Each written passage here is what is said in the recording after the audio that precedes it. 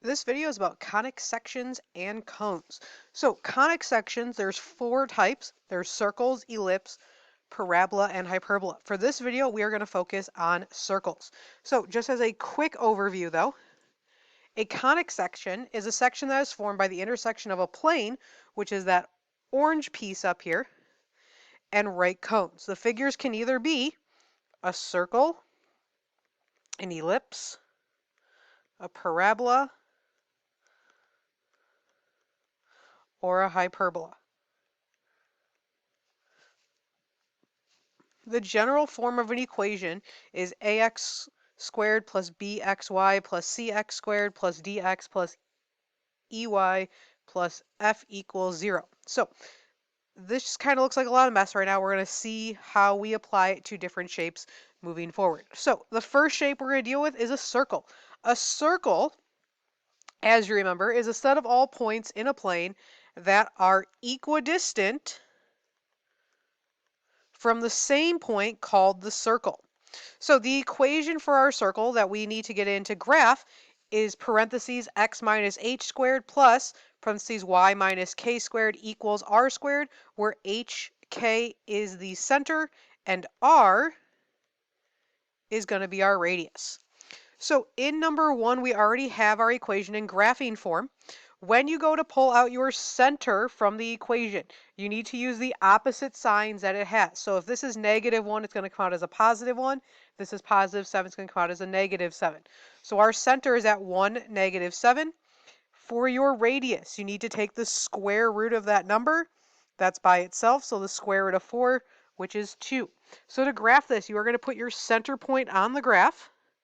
Then you're going to go in 4 directions using the radius. So from the center, you're going to go up 2, you're going to go right 2, down 2, and left 2, all from the center point, and then connect those 4 points in a roundish shape, creating a circle. Do not connect them so it looks like a box. Connect it so it looks like a circle. Number 2, our equation is x minus 3 squared plus y plus 2 squared equals 25. So our center here is going to be 3, -2, and our radius is going to be the square root of 25, which is 5. So we have 3, -2. So from the center point, we are going to go up 5, to the right 5, down 5, and left 5. And then we're going to connect those 4 on the outside into a circle. So in number 3, this is not in graphing form, so we're going to use completing the square to get it into graphing form. So what we first want to do is reorganize this. So we're going to have the x's together. So we would have x squared minus 10x plus, we're going to put a blank. And then with our y's we're going to put together, so plus y squared plus 8y plus blank. And we're going to move that 5 to the other side. So we're going to have this equal to -5 because we subtracted the 5 from both sides. Now, in the blank, we're going to do completing the square, which we did earlier this week. So to do completing the square, we divide -10 in half, that's -5, and we square it, that's 25. Whatever you do to one side of your equation, though, you have to do the other side to keep it balanced. So because we added 25 on the left, we have to add 25 on the right.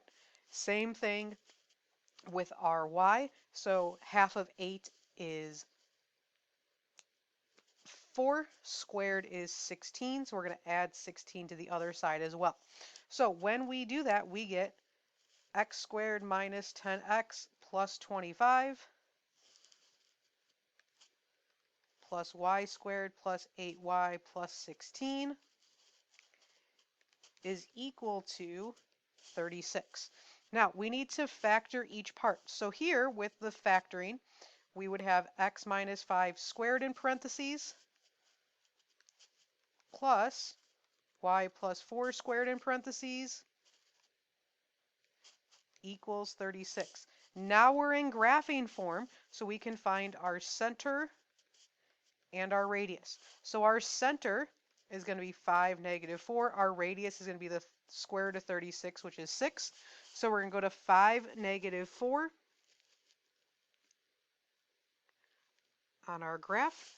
And then with our radius, we're going to go 6 in each direction. So 6 up, 6 right, 6 down, and 6 to the left.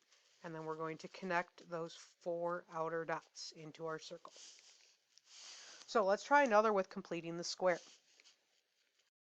We rewrite our equation of x squared plus 8x plus blank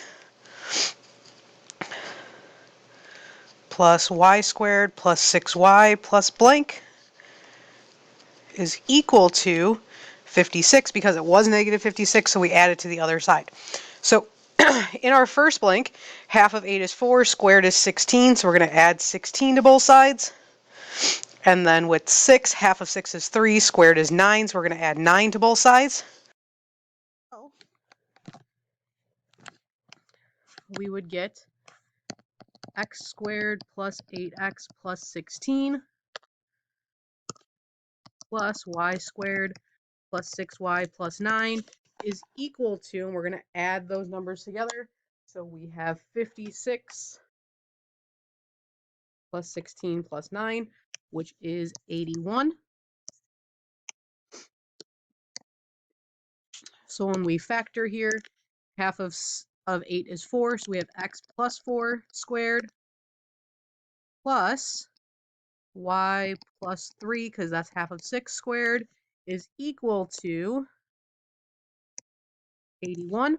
So when we look at our center is going to be at -4, -3, and our radius is going to be the square root of 81, which is 9. So we have the center at -4, -3, and our radius, we are going to go up 9, right 9, down 9, which is a little off the graph. So we're just going to estimate. And then left 9, which is also off the graph. So we're just going to estimate a little. And then connect those outer points to form our circle.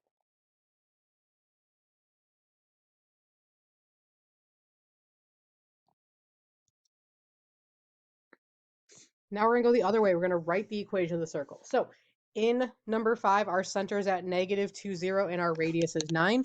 So when we rewrite our equation, we would have x plus 2 squared plus, we can just write y squared because it doesn't have a y coordinate, equals, and we need to square the 9, so it's going to equal 81.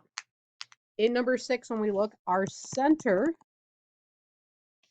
is at -5, 2, and our radius, if we count from the center to one of the parts on the circle, we went up 3, so our radius is 3.